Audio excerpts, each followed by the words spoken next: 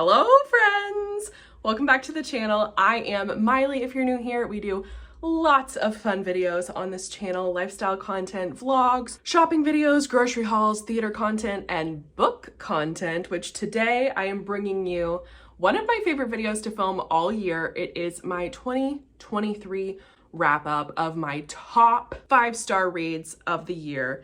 I cannot wait to share this list with you. All of these books are absolutely amazing and you should read them all. And I'm going to talk about each one of them, so come along. Before we get started, don't forget to like and subscribe and help us toward our goal of hitting 1,000 subscribers by the end of the year. And let's just freaking jump into it because we've got a lot to cover today, okay? And this year, I have ranked them. So they are in complete order from my least favorite 5-star, which is still amazing, and my very favorite book of the year. Okay, so starting with the bottom. We've already got a theme emerging, okay? So this is the start of one of the themes of this video. We have got 2 of the short stories in this Ali Hazelwood 3 short story book. It's called Loathe to Love You. It's got 3 STEMinist novellas in it. And I rated 2 of them 5 stars. I rated one of them 4 stars, still really, really good, but didn't hit as amazingly as the other 2. So, Stuck With You is about an engineer who has a rival from college in the professional world, and they have an attraction to each other, get stuck in an elevator. Hilarity ensues. It's such a good one. I loved it so much. And then the other one I rated 5 stars, which I liked even more, is called Below Zero. And it's about a woman who's an aerospace engineer who works for NASA, and she goes on this like Arctic mission and basically gets stuck in the snow and almost dies. The male love interest rescues her. It's so good. It seems like chivalrous, but it's not. Feminist vibes all throughout. I always love Ali Hazelwood, and her novellas are silly and sweet, fun, lighthearted, quick reads. You will love this. She is one of my favorite authors. Definitely my favorite romance author. Okay, next up is the viral sensation Fourth Wing. This is the special edition cover. Isn't it nice? So pretty, and I love the black pages. So good. So if you don't know what Fourth Wing is, you've been living under a rock, okay? I read it a couple months after it came out and absolutely loved it. Loved the dragons. The dragons are my favorite part of the whole thing. The romance in this is a little cheesy, but like you love it, you know what I mean? The world building is great. I love Violet as the main character. I just love a strong female character who overcomes a lot. She's kind of the underdog, but she rises to the occasion. She doesn't flounder. She doesn't seem like helpless and totally clueless. She gets with the program super quick. She rises to the challenges and just becomes a badass character. I love her. If you like fantasy, if you like dragons, if you like a good bit of romance, and you haven't read this, what are you doing? You need to read this. Such a good book. Next is a book that I thought I read it last year, but I read it at the very beginning of 2023. It's Love in Other Words by Christina Lauren. There's just something extra special about this. It's about childhood best friends that turn into loves. I love Elliot in this book. He's an awesome male protagonist. I love him so much. It's just such a sweet story. It warms your heart. It's very realistic. Like, I think this one made me cry even. It's just so, it's just such a sweet, sweet, sweet book. I loved this one. Okie dokie. Next is another book I read, I think on the first day of the year this year. It is the second book in the Dreamland Billionaires series. It's called Terms and Conditions. First of all, I love this series, okay? If you are a Disney adult, you will die at this series. You will love it so much. It centers around 3 brothers who have to earn their inheritance by doing different tasks. And their inheritance happens to be the biggest billions of dollars company. Basically like a knockoff Disney. There's a theme park, there's a streaming service, there's classic movies. It's basically Disney World, okay? Their grandpa's basically Walt Disney, and he dies and makes them meet certain conditions to inherit their fortune and inherit the company to be able to lead it and continue it on. This one is about the oldest brother, Declan, who I love him. This is so grumpy sunshine. It's not even funny, like to the extreme. Basically, his inheritance condition is he has to get married, and he basically takes applications for wives, ends up through a series of mishaps marrying his longtime assistant, Iris, who is one of my favorite female characters in any romance ever. I just love her so much. They have the funniest dynamic. He's a total, just like hard ass. Like he's just such a black and white thinker, wants what he wants, needs somebody to stand up to him and challenge him, and she totally does. Like she is just, oh, I love her so much. Watch their marriage go from a total sham, a total fake, to blossoming into something real and sweet, and I just love it. And it's all set in basically fake Disney World. You can't really get better than this, okay? I recommend the whole series, but this is certainly my favorite one of the series. Okay, next, Love on the Brain. This is Ali Hazelwood's second book, I think. I don't know, honestly, but I love, love, love this. I love all of Ali Hazelwood's books. Again, a theme emerges. This is about an engineer, some sort of engineer working for NASA who has a really hard time starting her career and faces lots of like prejudice in her job, underfunding, and she starts to work with her arch nemesis from grad school who she thought hated her, and it turns out he didn't hate her, and they develop a relationship, and oh my gosh, it's just so cute and quirky. And that's what I love so much about Ali Hazelwood's writing. She writes very, very quirky, lovable characters who are very flawed, but still like awesome in their own way. And it's a very, very fun romance with kind of like a almost action-y ending, kind of ends with a twist, which is not really typical Ali Hazelwood. I really loved this one. All right, here is another theme emerging, okay? I read The Four Winds by Kristen Hanna. This is the year that I fell in love with Kristen Hanna. She's one of my all-time favorite authors. I think she's just the most beautiful, heartbreaking writer. She writes extremely compelling stories. It's funny, she had like a 20-year career writing really fluffy romance, like Hallmark movie-esque type books. I've never read any of those. And then she came out with a banger of a novel that was totally different than anything she had ever written. Super impactful, super deep, super weighty subject material. And then she continued to release novels like that. So this is, I believe, maybe her third, I don't know, don't quote me on it, but I read this one first and I absolutely loved it. It's about a family in the Dust Bowl era of Texas who you just watch them go from totally well-to-do to completely impoverished, ripped apart by the Dust Bowl. They go on a long journey to California, and the mother just like takes care of her children with like the most incredible grit and tenacity, and overcomes more than any person should ever have to overcome in their life. It is gripping. Like this is such a gripping novel from start to finish. Oh, just an incredible novel. You have got to read everything by Kristen Hanna. She's just so stinking good. And this is not the last you will see of her in this list. Okay, next up is the first Ali Hazelwood book I read, which again, I thought I read in 2022, but no, I read it at the very beginning of 2023. I was just like knocking out banger after banger in early 2023. That January was like the month of 5-star books, I guess. I guess I had completely forgotten. So The Love Hypothesis, which is Ali Hazelwood's first book, and I just love this one so much. It's about Olive, who is a PhD candidate at some big university, and basically like the trials and tribulations of being a poor student in the science field who's trying to launch her career. And it starts out as like a fake dating thing with one of her professors, which sounds raunchy, but it's not. It's like totally allowed. And he's only like 3 or 4 years older than her. He doesn't teach her directly either, so it's not weird. He is such a good character. Oh my gosh, I love him so much. Basically, fake dating turns into real love, and they're just like the sweetest couple. I love, love, love this. Can't recommend Ali Hazelwood enough. Okay, you guys, do you get it yet?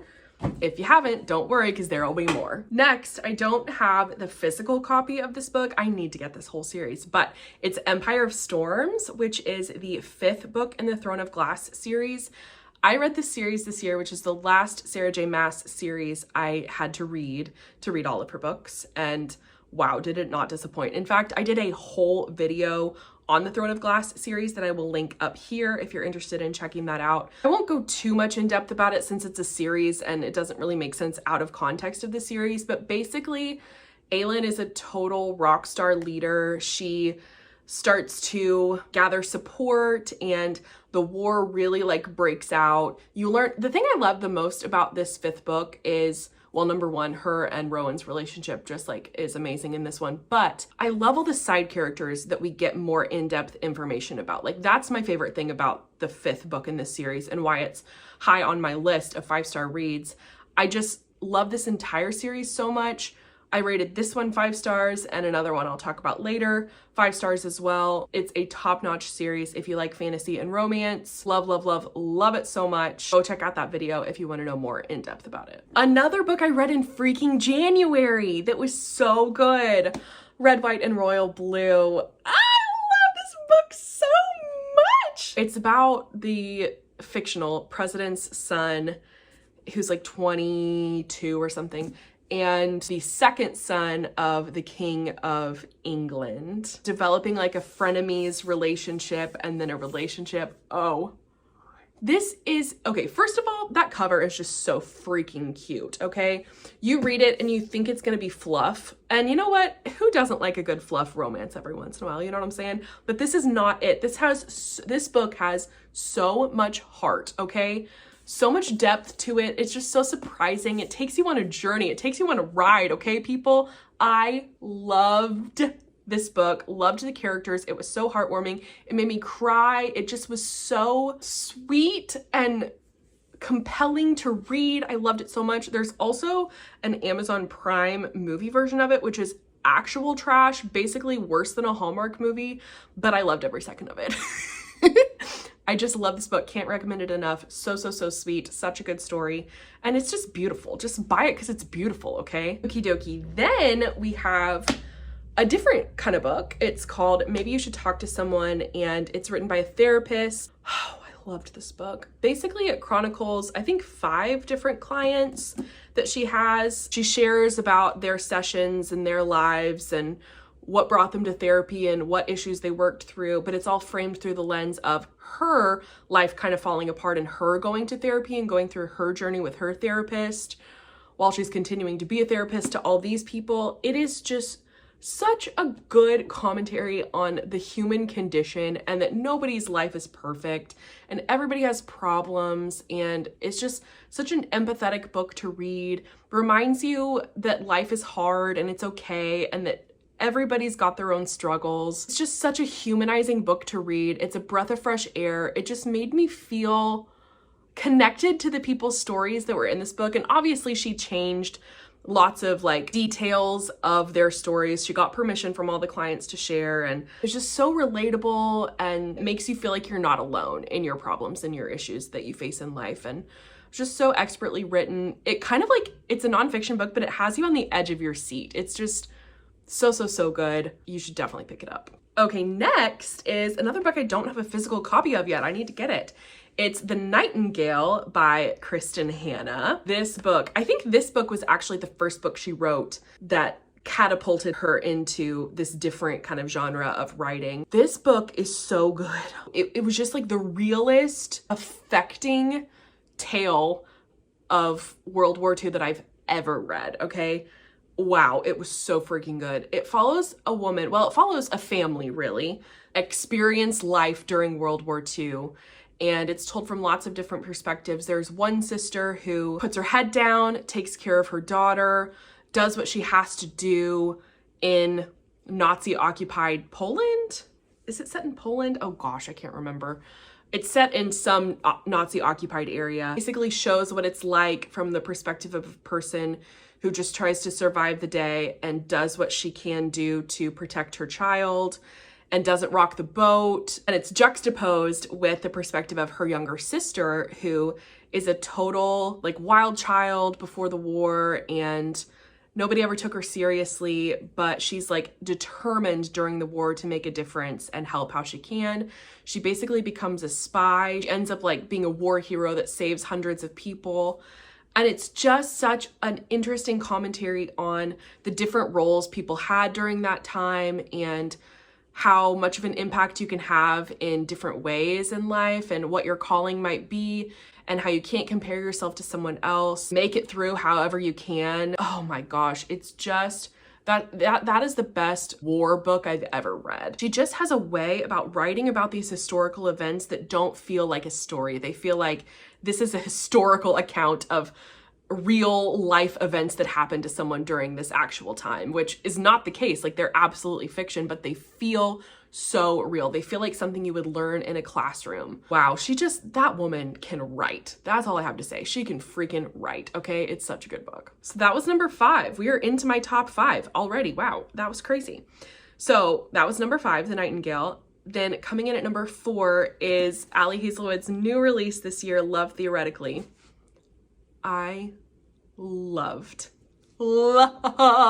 this story. It's kind of a convoluted plot, honestly, but I was here for it. It's about a woman she's a theoretical physicist, and she's interviewing for a much better position at a university. Before she gets this position, she needs to make extra money to make ends meet, and so she signs up for this fake dating app where people can hire her to be her fake girlfriend. She has one particular client who's her favorite that hires her. His big brother totally sees right through her though, and knows something is up and thinks she's like, gets bad vibes or whatever, doesn't realize the full scope of the situation. And they kind of have some banter back and forth. Well, fast forward to when she's interviewing for this new position, he's on the freaking hiring committee. It's like chaos ensues, okay? True chaos. I love this main character. She doesn't have her life together at all, but not in an annoying way, not in a helpless way. She is very much like trying to charge forward, trying to improve her life, just keeps getting thrown all these curveballs, and it's just sweet and endearing to read. Definitely my favorite Ali Hazelwood of her like 3 main STEMinist novels. Okay, coming in at number 3 is probably the most surprising book I read all year. And the fact that it's my top 3 reads of the entire year is just crazy to me because I was very skeptical about it. It is another Ali Hazelwood book, Check and Mate. This was her new young adult book that she released, and I've talked about this ad nauseum on my channel in my book videos, but I am not a young adult fan. I tend to run far in the other direction anytime a young adult book is like getting hyped. I'm not into it. I don't like the young adult genre. It just annoys me mostly. When Ali Hazelwood released her first YA novel, I was like, dang it, this is where my love for Ali Hazelwood ends. Like, she's gonna write a YA novel. I'm not gonna like it. It's gonna be so disappointing. Wrong. I have never been more happy to be so wrong about a book before. This is my favorite Ali Hazelwood book, which is crazy if you know me, like crazy. It is so good.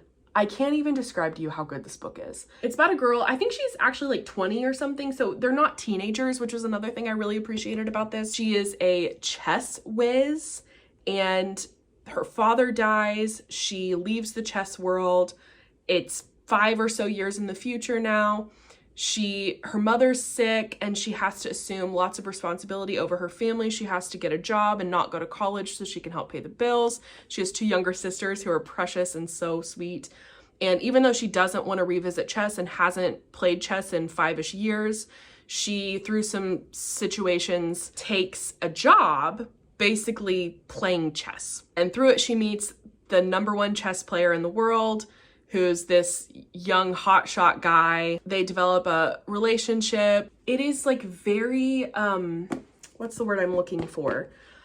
Like deep. It's a deep story. It's got like the romance in this book is great, by the way, but it certainly plays second fiddle to the family dynamic, and depth that's there is just very like pleasantly surprising. The relationship between her mom and her 2 sisters and her is just so, like heartbreakingly sweet and wonderful. She feels such a responsibility over her family and kind of puts herself last to make sure everybody else is taken care of. And they have a beautiful heart-to-heart in this book that made me sob. It's just the sweetest story. So real, so relatable. And it's all set in the chess world, which is absolutely fascinating. I don't know how much of it is like super accurate to real life because I know nothing about the chess world, but the chess world in this book was incredibly fascinating to read about. My favorite Ali Hazelwood book, which is saying a lot because I love all of her books so stinking much. So pleasantly surprised by this one. Number 3. Okay, coming in at number 2 favorite read of the year. It's getting real, people. It is The Great Alone by Kristen Hanna. This book is so good. Everyone should read this book. Okay, so this book is about a family that moved to remote Alaska and have to basically figure out how to survive in the wilderness, okay? The father has PTSD because he was a soldier in the war. He makes life very hard for the daughter and the mother of the family. And it's just such a true like coming of age story, family centered, and there's such a beautiful community in this book too of the few people who make life out in the Alaskan wilderness in the 1960s and 70s. There's a sweet childhood romance story and such a good commentary on resilience and like nature versus nurture, complex family dynamics. It's just a very unforgettable story. This one stays with you after you read it. It was so special. I love all her books, but this one is by far the best one. Absolutely recommend all of her books, and this one has a special place in my heart. Okay, wow, this has been a journey, people, a journey. But my top book of the entire year that just like can't even compare is Kingdom of Ash, the last book in the Throne of Glass series. You guys, again, I will say I did a Throne of Glass video. You need to go watch that. If you haven't read this series and you like fantasy and you like romance, what are you doing? You have to read this series. It is so good. I'm not going to give you crazy plot details or anything because that's convoluted and, again, out of context, doesn't really connect. But what I will tell you is it's the culmination of everything in the entire series. Everything builds to this last book, and it does not disappoint. It takes you on a ride. The entire time you're on the edge of your seat. It doesn't stop. There's so many moments in this book that were so special and unique to read. You just feel like you're in it. And I have not read a book and reacted that way to it since I was a teenager reading like the Harry Potter series. It was so visceral of an experience. I mean, I was just sobbing through most of it, like sobbing, which is very, very, very rare for me. I truly have not had that kind of visceral reading experience since I was an angsty teenager, okay? It was just the perfect culmination of the entire series. The build to the finale was absolutely perfect. It was so affecting. It was so, can't even put it into words. Like I can't do it justice how ultimate and satisfying this last book in the series was. Just like the perfect end. I loved it so much. You have to read this series. Read everything by Sarah J. Maas, okay? I love that girl so much. She knows what she's doing. She really knows what she's doing, okay? So, wow, that is it. This is going to be a long video, I can already tell. It was such a good reading year. I had so many great books. I hope you will read the ones you have not read and let me know what you think down below. And let me know what your top 3 favorite books of the year were because I'm always looking for another book to read. I finished my reading goal. I hit 75 books for the year and I'm so excited, but I'm gonna go for 100 books next year. So give me some recommendations down below of your faves. Thank you so much for watching and I will see you in the next one. Bye.